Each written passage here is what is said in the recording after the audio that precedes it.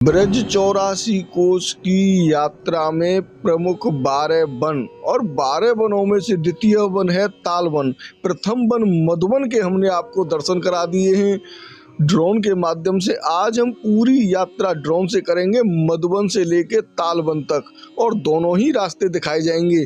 Drone से भी दिखाया जाएगा और नीचे से भी दिखाया जाएगा किस प्रकार का कच्चा रास्ता है जहां पर ब्रज रज उड़ के मस्तक पे लगती है। जिस प्रकार से हमारे ग्रंथों में लिखा हुआ है, ब्रज 84 कोस की परिक्रमा एक देत लग 84 योनि के संकट हरे हर लेत मुक्ति कहे गोपाल से मेरी मुक्ति बताए। ब्रज रज उड़ी मस्तक लगे मुक्ति भी मुक्त हो जाए। तो ये आप जो रास्ता देख रहे हैं ये कच्चा रास्ता है, ये कोई पक्का रास्ता नहीं है। ब्रज 84 कोस के कच्चे मार्ग में हम आपको दिखाएंगे कि किस प्रकार से तालवन की अलौकिक लीला है। भगवान श्री कृष्ण जी ने और दाऊजी महाराज ने कैसे धेनुकासुर नामक नरवच्छी गधा को मारा था। इस स्थान की कथा गर्ग संहिता में भी है, ब्रह्म वैवर्त पुराण में है, लेकिन दोनों में अलग अलग प्रकार से इस कथा का वर्णन मिलता है। तो हम पहले आपको गर्ग संहिता के अनुसार बताते हैं कि तालवन में ताड़ के सुंदर सुंदर बड़े बड़े वृक्ष लगे हुए थे। आज भी वो वृक्ष हैं, लेकिन आज केवल 2 वृक्ष बचे हुए हैं। उन दोनों वृक्षों के दर्शन कराएंगे, दाऊजी महाराज के भी दर्शन कराएंगे। पहले तो हम चलते हैं मधुवन से लेकर तालवन की यात्रा में, क्योंकि संपूर्ण ब्रिज दर्शन चैनल आपको ब्रिज के कण कण से मिला रहा है। तो उसी श्रृंखला में आज हम आपको ये रास्ता दिखा रहे हैं, कच्चा रास्ता, बड़ा ही सुंदर और अलौकिक दिव्य आनंद प्राप्त करने वाली ब्रज 84 कोस की यात्रा में। तो तालवन में पूरा जो ताल था वो ताल के वृक्षों से ही ये बन था। यहाँ वैसे तो कोई आता नहीं था, कोई जाता नहीं था, क्योंकि इसके अंदर धेनुक नाम का एक राक्षस रहता था जो कि कंस का अनुचर था, और इसमें करोड़ों सिंहों की शक्ति थी। एक बार की बात है, सभी ग्वाल बाल भूख लगने पर भगवान श्री कृष्ण जी से कहने लगे कि सखा हमें तो भूख लग रही है और यहाँ तो कुछ अलग ही तरीका की सुगंध आ रही है। तब श्री कृष्ण जी ने देखा और ताड़ के फल खाने की इच्छा भी उनको होने लगी। दाऊजी निर्भय होकर ग्वाल बालों को लेकर तालवन की तरफ चले गए। ग्वाल बाल पके पके फल नीचे गिराने के लिए वृक्षों को हिलाने लगे। टप टप करके पके हुए फल नीचे गिरने लगे। फलों के नीचे गिरने की ध्वनि से धेनुक जाग गया और क्रोध में रेंगता हुआ आया। ऐसा रेंगता हुआ आया जिस प्रकार से भयंकर तूफान आता है, और उसे आते ही दाऊजी के वृक्ष में दाऊजी ने देखा कि ये धेनुकासुर आ रहा है, और उसने एक लात मार दी। दाऊजी पीछे की ओर गिर पड़े। फिर दाऊजी ने भयंकर गुस्से में उठे और उसके दोनों पैर पकड़ लिए और दोनों पैरों को पकड़कर आकाश में घुमाते हुए ताड़ के वृक्षों में उसे मारा, और वो वृक्ष वहीं पर गिर पड़े। और धेनुक ने भी फिर गुस्सा में आया और दोबारा से प्रहार करने की कोशिश की। तो फिर दाऊजी महाराज ने उसे एक योजन दूर धक्का मार दिया, और तब दाऊजी ने उसे पकड़कर ऐसा घुमाया कि उसका मस्तक फट गया और अचेत होकर गिर पड़ा। और गधे के सींग नहीं होते हैं, लेकिन उस दानवी मानव माया से उसने 4 सिंह प्रकट कर लिए और एक ग्वाल बाल पर झपट्टा मारा। ग्वाल बालों ने सोचा कि ऐसे तो श्री कृष्ण और बलराम को अकेला लड़ना पड़ेगा इससे। ये ग्वाल बाल भी फिर पीछे नहीं हटे। वो कहने लगे कि केवल हम दूध दही चुराना नहीं जानते हैं, बड़े बलवान हैं। श्री दामा ने धेनुक को डंडों से मारा, सुबल ने मुष्टि का प्रहार किया, स्तोक कृष्ण ने पार्श्व द्वारा मारा, अर्जुन ने लात द्वारा मारा, और तेजस्वी ने तो उसकी गर्दन ही पकड़ ली। बाकी और सभी जितने भी सकाते उसको गेंद की तरह मारने लगे, गेंद की तरह उससे खेलने लगे। तब श्री कृष्ण ने उसे उठाकर घुमाते हुए गोवर्धन पर्वत की तरफ पटक दिया। इससे वो 2 घड़ी तक मूर्छित पड़ा रहा, और फिर वो क्रोध में उठा, और जैसे ही क्रोध में उठा तो कृष्ण को 1 लाख योजन ऊपर ले गया, वहाँ युद्ध करने लगा। प्रभु जी ने भी वहाँ उसे नीचे पटक दिया और फिर वो मूर्छित हो गया।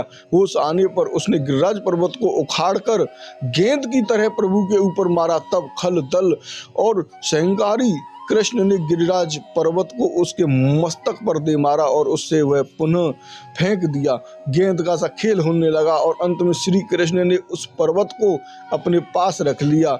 उससे दाऊजी महाराज के जो वृक्ष थे उन्होंने वहां पर गर्जना की और इस बार दाऊजी ने उसे धरा पर पटक दिया और उसको ऐसा मुष्टि प्रहार दिया कि उसका काम समाप्त ही कर दिया। उसके बाद भागवत पुराण में लिखा हुआ है, राजा बहुलच ने प्रश्न किया कि धैनकासुर जब पूर्व जन्म में कौन था, ये इतना श्री कृष्ण से बैर क्यों इसने रखा। श्रीमद् भागवत में हमें जो प्राप्त हुआ वो बताया गया कि प्रहलाद का पुत्र ब्रोचन और ब्रोचन का पुत्र था बलि और बलि का ज्येष्ठ पुत्र था साहसिक।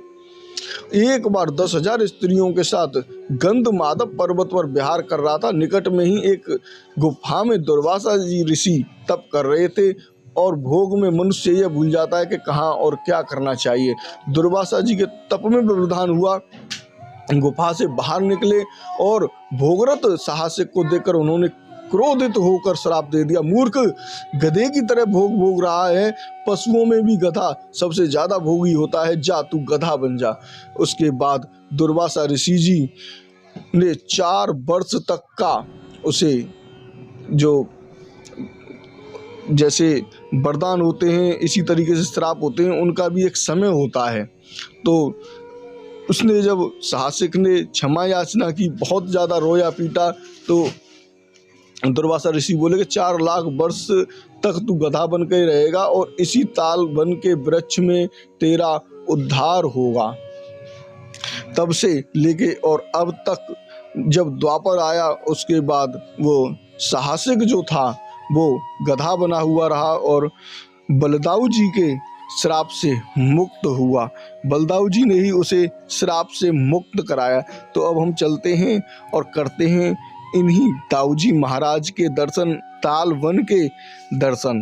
तो आप यहाँ पर देख रहे हैं कितना बड़ा यह ताल का तालाब है और यहीं पर 2 वृक्ष हैं, उन वृक्षों के भी दर्शन करते हैं। ये पूरा जो वन था, ये पूरा वन ताल के वृक्षों से ही भरा हुआ था। अब एक कथा ब्रह्म वैवर्त पुराण में अलग आती है। स्वयं नारायण भगवान नारद जी को यह कथा सुना रहे हैं कि ताड़ के पके फल गिरने पर जब ग्वाल वालों ने वृक्षों को हिलाया और फल गिर गए, ग्वाल वालों ने भरपेट खाए, तब वह धेनुक वहां पर पहुंच गया। ग्वाल बाल उस भयानक विशालकाय गधे को देखकर डर गए, रोने लगे, कृष्ण बलराम को रक्षा के लिए पुकारने लगे। तब श्री कृष्ण जी ने दाऊजी को कहा, भैया आप इन बालकों को दूर ले जाओ और इस दुष्ट दैत्य को तो मैं अकेले ही देख लूंगा। यह बलि का पुत्र साहसिक है और सभी देवगण मिलकर भी इसे परास्त नहीं कर सकते। धेनुक मुंह फाड़ कर आया और श्री कृष्ण को निगल गया। प्रभु ने उसके उदर में अग्नि रूप धारण कर लिया और तब उसे पुनः प्रभु के मुख से बाहर कर दिया। प्रभु की मधुर मुस्कान युक्त देखकर उसकी दानवी बुद्धि बह जाती है और वह पहचान गया कि यह तो भगवान है, सर्वेश्वर है। फिर युद्ध के स्थान पर प्रभु की स्तुति करने लगा, हे भगवान, आपने ही वामन बनकर मेरे पिता से भिक्षा मांगी, आप भक्त वत्सल हैं, आप ही मेरे पिता को सुतल लोक का राज्य दिया और भोग के कारण मुझे गधा बनना पड़ा। आप शीघ्र सुदर्शन चक्र से मेरा वध करके मुझे इस अनाय योनि से मुक्त करें और ऐसी कृपा करें कि पुनः जन्म ही न हो।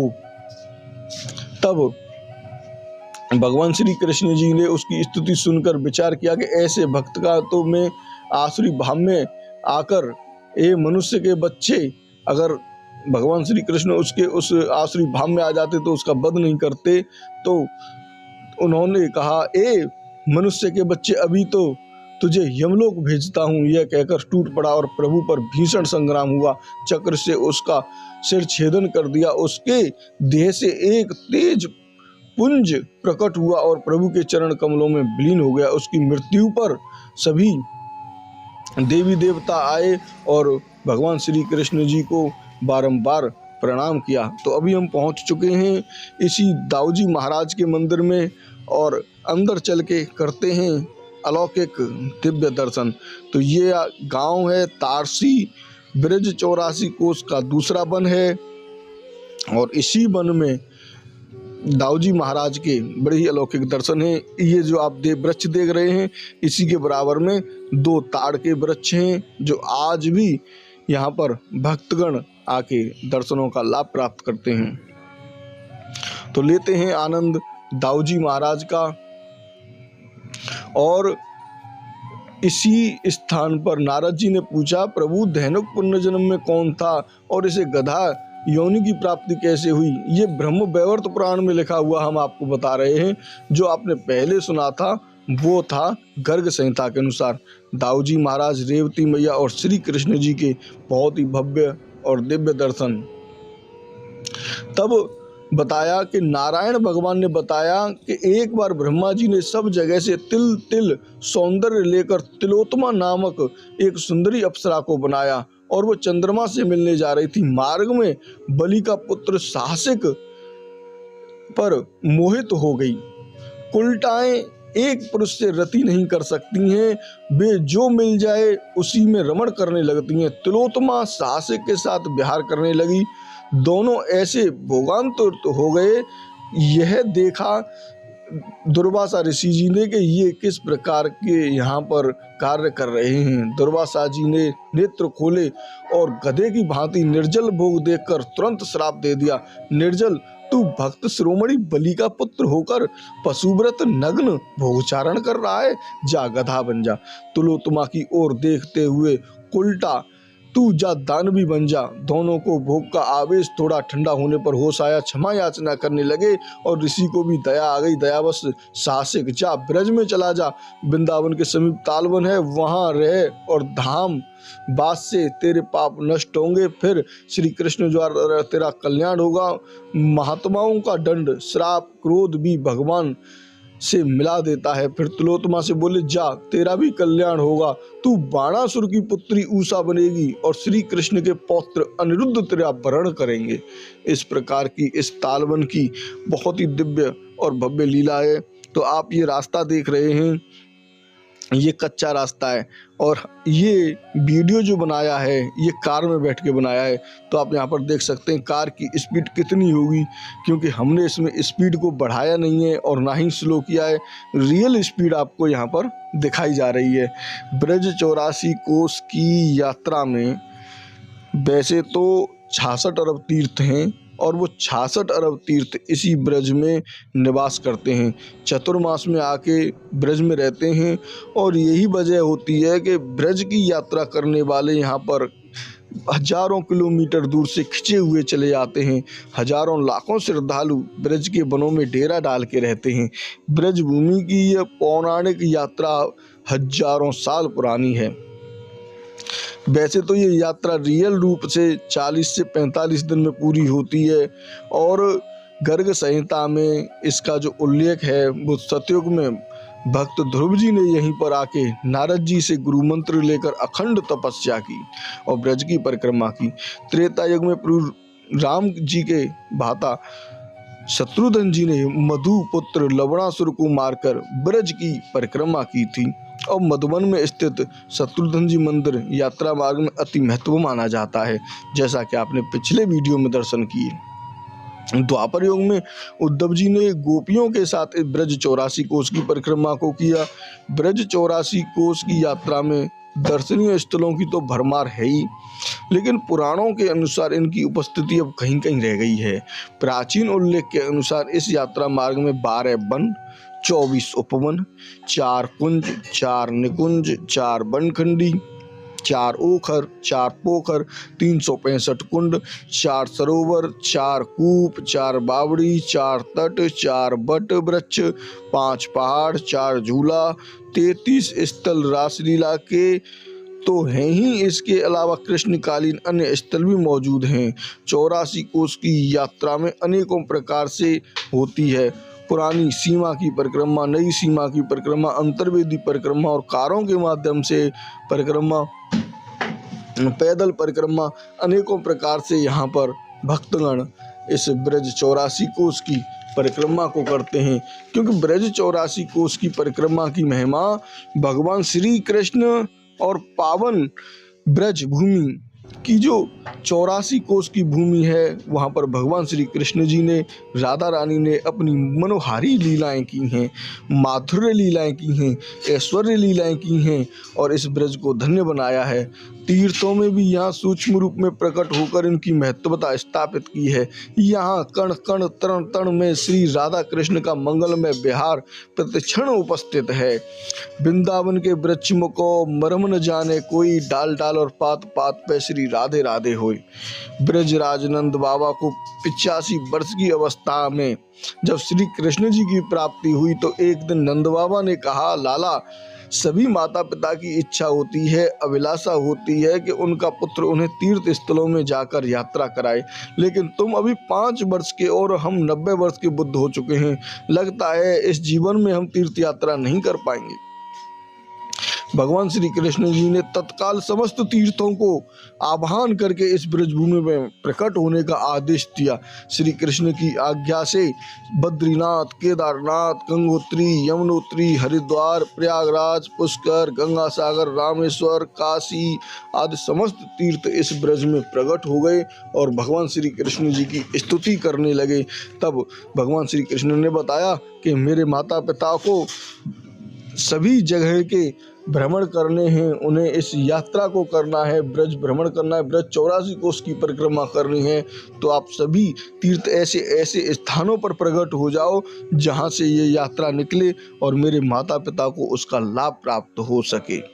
तब सभी ब्रजवासी सभी तीर्थों के दर्शन कर पाए और भाव विभोर हो गए। समस्त तीर्थ ब्रज 84 कोस में सूक्ष्म रूप से निरंतर वास करते हैं और जो जीव ब्रज 84 कोस की परिक्रमा करता है उसे समस्त तीर्थों की यात्रा का फल प्राप्त हो जाता है और जीव को 84 लाख योनि से छुटकारा मिल जाता है। ब्रज 84 कोस की परिक्रमा एक देत लख 84 योनि के संकट हरे हरे लेत। ब्रज यात्रा की यह परंपरा लगभग 5000 साल वर्ष पुरानी है। नंद बाबा आदि ब्रजवासियों के पश्चात ब्रह्मा जी ने भी ब्रज की परिक्रमा की। भगवान श्री कृष्ण के स्वाध्याय गमन के पश्चात उनके परम मित्र ने श्री उद्धव जी ने श्री कृष्ण के विरह में इस ब्रज की परिक्रमा को किया है। बाद में यह परिक्रमा निर्बाध चालू है, हमेशा से चालू रहती है।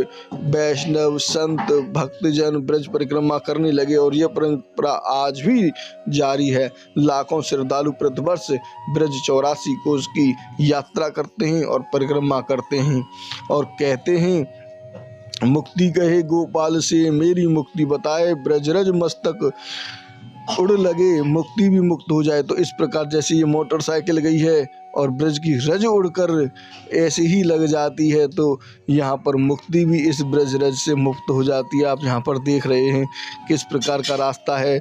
ऐसे दुर्लभ रास्तों से होकर इस ब्रज 84 कोस की परिक्रमा को किया जाता है और तब लगती है इस ब्रज की रज मस्तक पर।